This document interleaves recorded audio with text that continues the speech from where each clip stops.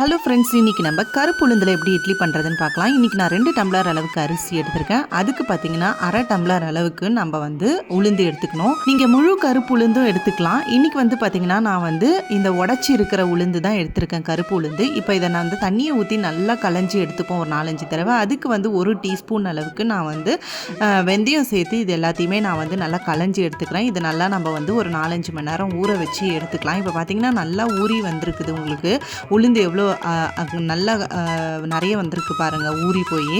இப்போ நம்ம தண்ணியை தனியாக எப்படி அந்த தோலை எடுக்கிறதுன்னு பார்த்தோன்னா, நல்லா நம்ம கையை விட்டு களைஞ்சோம் அப்படின்னா இந்த மாதிரி உங்களுக்கு தோல் தனியாக உளுந்து தனியாக வரும். இதே மாதிரி ஒரு 4-5 தடவை நீங்கள் பண்ணீங்க அப்படின்னா எல்லா கருப்பு தோலுமே உங்களுக்கு வந்துடும்.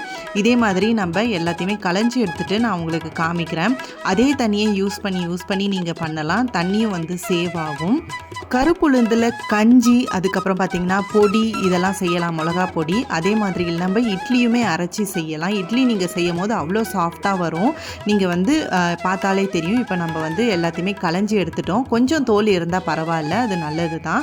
பார்த்திங்கன்னா தோல் தனியாக, அப்புறம் உளுந்து தனியாக எடுத்தாச்சு. இப்போ நம்ம எப்பயும் அரைக்கிற மாதிரி போட்டு அரைச்சிக்க வேண்டியதுதான் கிரைண்டரில்.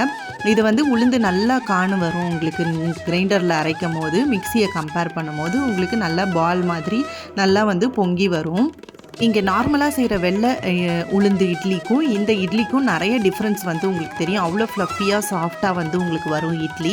இப்போ நம்ம உளுந்தை அரைச்சி எடுத்தாச்சு. அதுக்கு அடுத்தது பார்த்திங்கன்னா நான் இப்போ அரிசியும் போட்டு அதையுமே அரைச்சி எடுத்துக்கிறேன். இப்போ நம்ம மாவு நான் புளிக்க வச்சு 8 மணி நேரம் கழித்து காமிச்சிருக்கேன் உங்களுக்கு. நல்லா பொங்கி வந்திருக்குது. இதை மிக்ஸ் பண்ணிவிட்டு உடனே நம்ம இட்லி வாத்தரலாம்.